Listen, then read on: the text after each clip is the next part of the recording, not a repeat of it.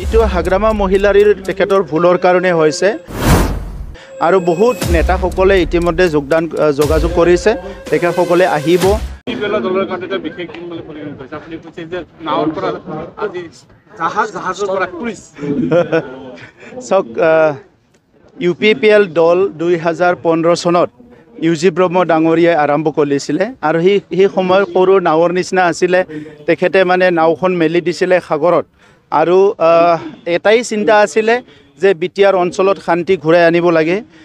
সকলোৰে নিৰাপত্তা দিব লাগে জাতি জনগোষ্ঠীৰ মাজত পুনৰ এটা মিলাপ্ৰীতি সম্প্ৰীতি আনিব লাগে এই অঞ্চলত গণতান্ত্ৰিক বাতাবৰণটো ভাল এটা প্ৰচলন হ'ব লাগে গণতান্ত্ৰিক পৰিৱেশটো শক্তিশালী কৰিব লাগে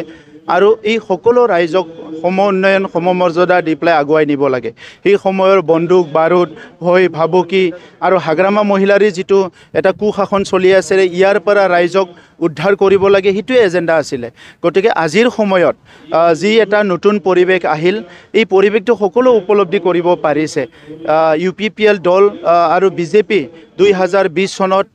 সৰকাৰ গঠন কৰাৰ পিছত লাহে লাহেকৈ UPPL অধিক শক্তিশালী হৈ আহিল আৰু এতিয়াৰ সময়ত UPPL আজি কেন্দ্ৰীয়ত NDA চৰকাৰৰ আমি লগত আছো ৰাজ্যত NDA চৰকাৰ একেলগে পাৰ্ট হৈ আছো আৰু কাউন্সিলত আমি চৰকাৰ চলাই আছো সো এনেকুৱা সময়ত আজি বিভিন্ন দলৰ নেতৃবৃন্দই আহি UPPL দলত যোগদান কৰিছে খাম্পা বৰগোহাঞি ডাঙৰীয়া আগৰ BPFৰ সময়ত ডেপুটি চিফ আছিলে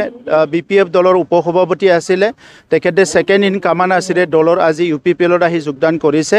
আমি তেখেতক আদৰণি জনাইছো আৰু অনাগত দিনত বিটিআৰ অঞ্চলখন এটা শান্তিৰ অঞ্চল হিচাপে গঢ় দিয়াৰ কাৰণে একেলগে কাম কৰিবলৈ তেখেতক সুযোগ দিয়া হ'ব আৰু একেলগে আমি আগুৱাই যাম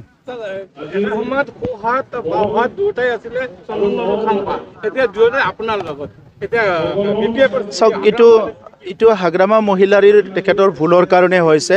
আৰু বহুত নেতাসকলে ইতিমধ্যে যোগাযোগ কৰিছে তেখেতসকলে আহিব আমাৰ উদ্দেশ্যটো হৈছে বিটিআৰখন গঢ়িব লাগে বড়ো জনগোষ্ঠীক আগুৱাই নিব লাগে অইন জনগোষ্ঠীকো আগুৱাই নিব লাগে আৰু বিটিআৰ অঞ্চলটো যাতে অনাগত 25-30 বছৰ 50 বছৰৰ পুনৰ অশান্ত নহয় হিতুকে আমি লক্ষ্য ৰাখি একেলগে মিলি কাম কৰিব লাগে